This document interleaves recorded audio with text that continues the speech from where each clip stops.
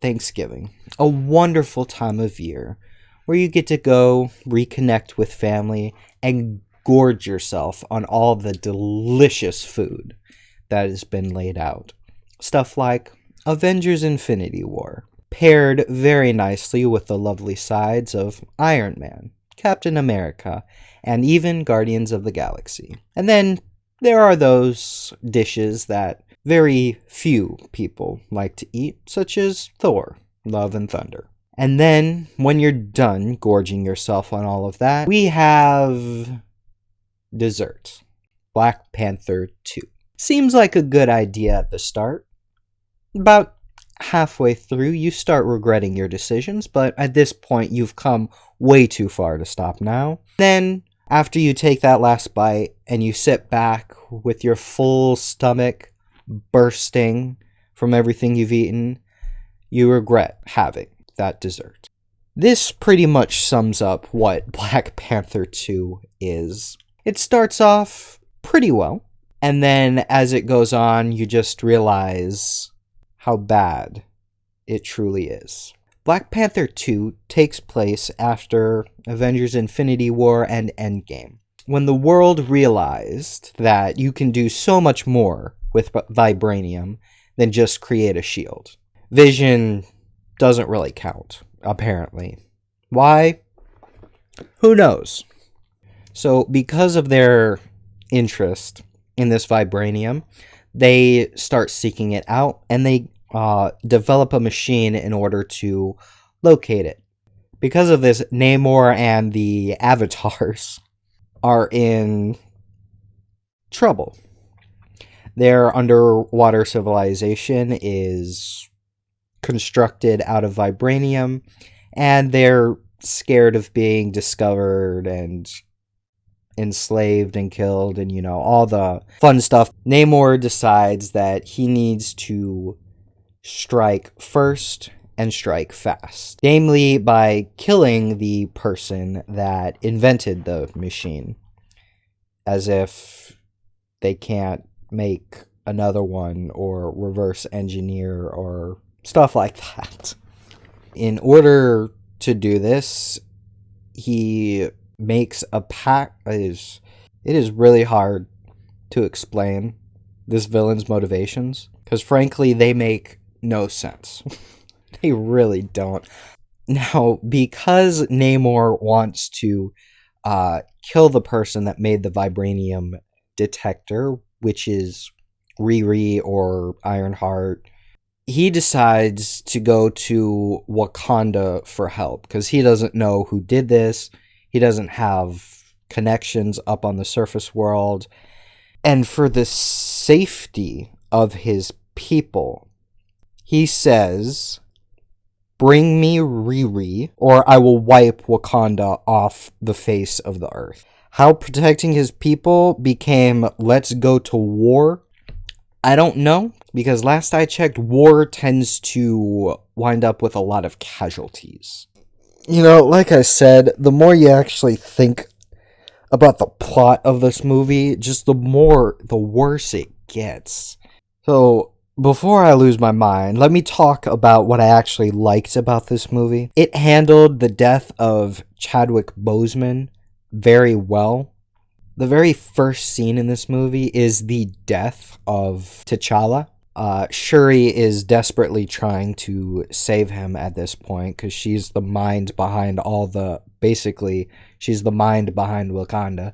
She fails to save him, obviously. And this sends her down a bit of a spiral into depression and anger and all that stuff. So I did like her character and what they did wind up doing with that. Then there's the rest of the movie.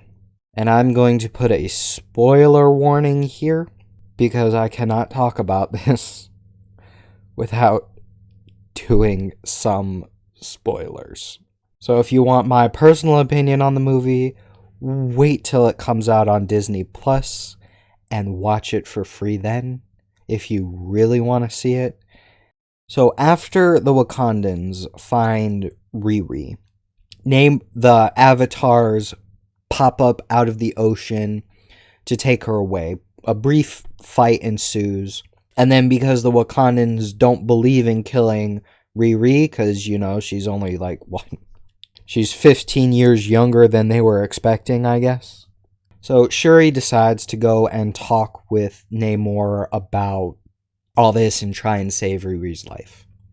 And in this discussion, she's like, don't kill Riri. We will provide support to you to, you know, help your city and protect it, but we're not going to go to war for you. You know, we're not going to lay waste to the surface world before everything can go. And Namor just doesn't listen. He has two options. He's either kill the scientist or I will destroy the world to keep my people safe. I will wage war to keep my people safe. And then his people's powers don't make sense. I mean, it's basic. We breathe water. We have super strength. And we have some kind of healing factor that doesn't make sense or isn't explained well enough. You will see the avatars die in this movie. Sometimes. Sometimes they die. Sometimes they don't die.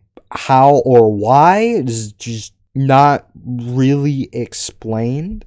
Riri, discount Iron Man, is in this movie as well. Her only reason for being in this movie is to make the vibranium analyzer thing. That's her only reason for being there. When she's brought back to Wakanda, she does nothing. Absolutely nothing. She's just there now. And when I say discount Iron Man, I'm not joking. Like, when she gets her final suit. Okay. So, when we first meet her, she goes into a garage and she already has an Iron Man exoskeleton suit thing. It's not exactly an Iron Man suit. It's more like, if you remember Avatar, the big bulky suits those guys wore, that's kind of what that was. But it was very, very much taken from Iron Man. Why she built this? We don't know. There are 3 things I know about this girl. 1, she had a mechanic for a dad. Actually, no, I just know 2 things about her. She's super smart and she had a mechanic for her dad. That's it. And they're already trying to draw parallels or whatever to Iron Man. Like, that's a high pedestal you are trying to reach, and you should not have brought out that Iron Man suit this early in the game. At least just get us, like, acquainted with the character before you do something like this. But, you know, whatever. Like I said, if she was taken out of this movie, nothing would have been different. I don't know. Is there anything else I want to talk about? I'm so over this already. But, you know, these are my opinions.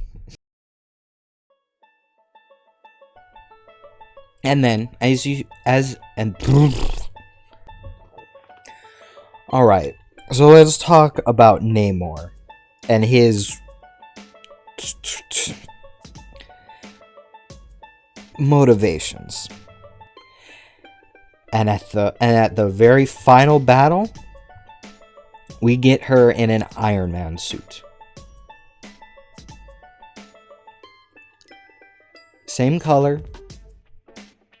Similar design. Yet it looked like She-Hulk. Like, that's how bad the animation was on this. This is how far removed from this movie she is. They didn't even care. Or they didn't spend enough time on it, whatever. Now, God bless the people working on that suit. And I'm sorry for saying this, because I know how hard of a job it is to do the CGI stuff, but the studio just did not care about that suit. So I did like Shuri's character as well, her kind of character arc and what she